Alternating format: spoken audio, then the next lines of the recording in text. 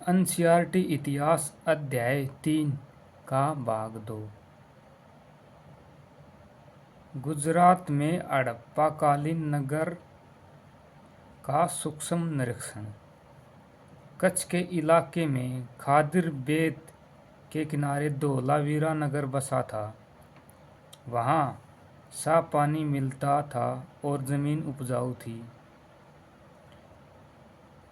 जहाँ हड़प्पा सभ्यता के कई नगर दो भागों में विभक्त हैं, वहीं धोलावीरा नगर 3 भागों में बांटा गया था। धोलावीरा नगर 3 भागों में बांटा गया था। इसके हर हिस्से के चारों ओर पत्थर की ऊंची ऊंची दीवार बनाई गई थी। इसके अंदर जाने के लिए बड़े बड़े प्रवेश द्वार थे।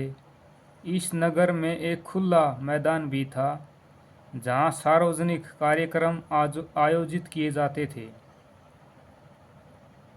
यहाँ मिले कुछ अवशेषों में हड़प्पा लिपि के बड़े बड़े अक्षरों को पत्थरों में खुदा पाया गया है।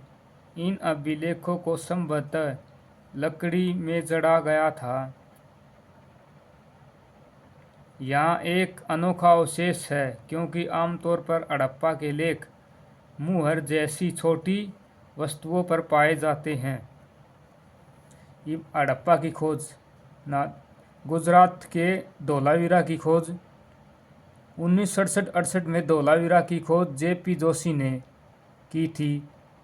1990-91 के दौरान आर.एस. शर्मा आर.एस. विशिष्ट द्वारा यहाँ व्यापक पैमाने पर उत्खनन करवाया गया था। 1990-91 के दौरान आर.एस. विशिष्ट द्वारा यहाँ व्यापक पैमाने पर उत्खनन करवाया गया था। गुजरात की खंभात की खाड़ी में मिलने वाली साबरमती की एक उपनदी के किनारे बसा लोथल नगर ऐसे स्थान पर बसा है जहाँ कीमती पत्थर जैसा कच्चा माल आसानी से मिल जाता था। यह पत्थरों, शंखों और वस्तुओं से बनाई गई चीज़ों का एक महत्वपूर्ण केंद्र था। एक नगर में एक भंडार गृह भी था।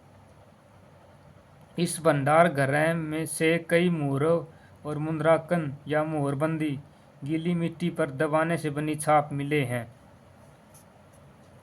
लोथल का बंदरगाह। यह बड़ा तालाब लोथल का बंदरगाह रहा होगा, जहाँ समुद्र के रास्ते आने वाली नावें रुकती थी। संभवतः यहाँ पर माल चढ़ाया उतारा जाता होगा।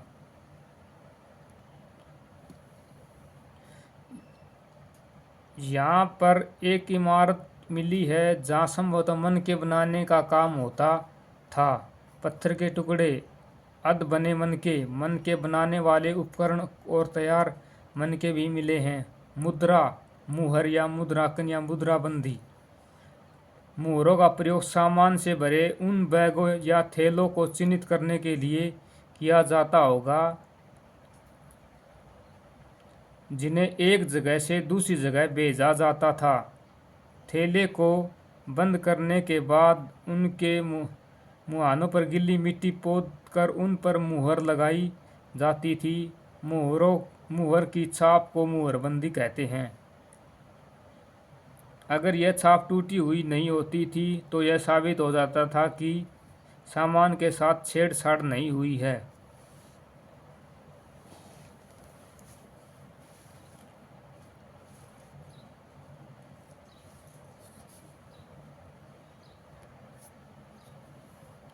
सभ्यता के अंत का रहस्य। लगभग 3900 साल पहले एक बड़ा बदलाव देखने को मिलता है। अचानक लोगों ने इन नगरों को छोड़ दिया। लेखन, मुहर और बाटों का प्रयोग बंद हो गया। दूर दूर से कच्चे माल का आयात काफ़ी कम हो गया। मोहनजोदड़ो में सड़कों पर कचरे के ढेर बनने लगे। जल निकासी प्रणाली नष्ट हो गई और सड़कों पर झुग्गीनुमा घर बनाए जाने लगे। यह सब क्यों हुआ, कुछ पता नहीं। कुछ विद्वानों का कहना है कि नदियाँ सूख गई थी, अन्य का कहना है कि जंगलों का विनाश हो गया था। इसका कारण यह हो सकता है कि ईंटें पकाने के लिए ईंधन की ज़रूरत पड़ती थी। इसके अलावा मवेशियों के बड़े बड़े झुंडों से चारागाह और घास वाले मैदान समाप्त हो गए होंगे। कुछ इलाकों में बाढ़ आ गई, लेकिन इन कारणों से स्पष्ट नहीं हो पाता कि सभी नगरों का अंत कैसे हो गया, क्योंकि बाढ़ और नदियों के सूखने का असर कुछ ही इलाकों में हुआ होगा। ऐसा लगता है कि शासकों का नियंत्रण समाप्त हो गया। जो भी हुआ हो, परिवर्तन का असर बिल्कुल साफ दिखाई देता है। मार्शल मैके आर एस राव आदि कई विद्वानों का मत है इस सभ्यता का विनाश एकमात्र नदी में बाढ़ आने का कारण है। मार्शल मैके और आर एस राव आदि विद्वानों का कहना है कि इस सभ्यता का विनाश नदियों में बाढ़ आने के कारण हुआ होगा।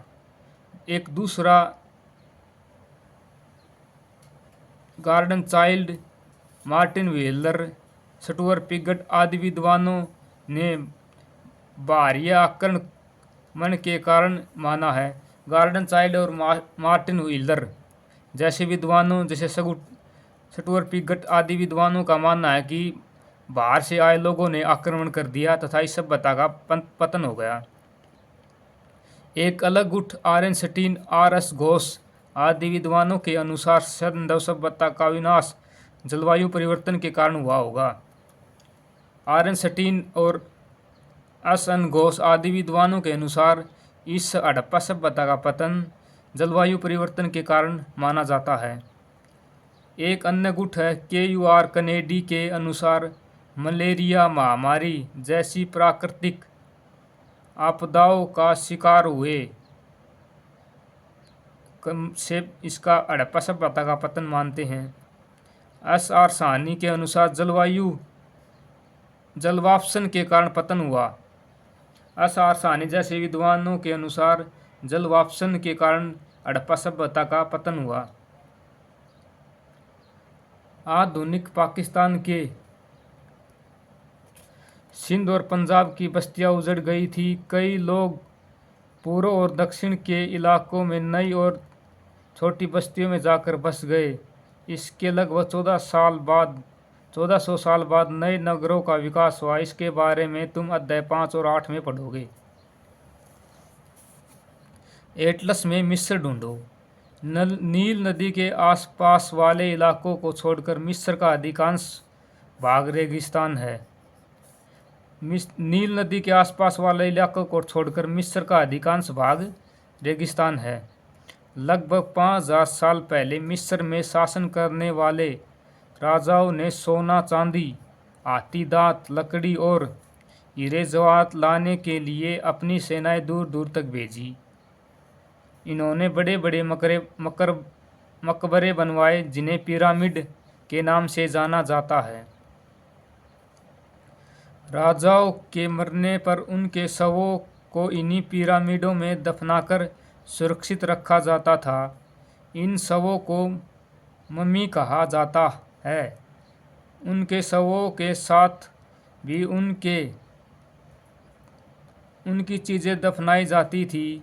इनमें खाद्यान्न, पेय, वस्त्र, गहने, बर्तन, वाद्य यंत्र, हथियार और जानवर शामिल हैं। कभी कभी शव के साथ उसके सेवक और सेविकाओं को भी दफना दिया जाता था। दुनिया के इतिहास में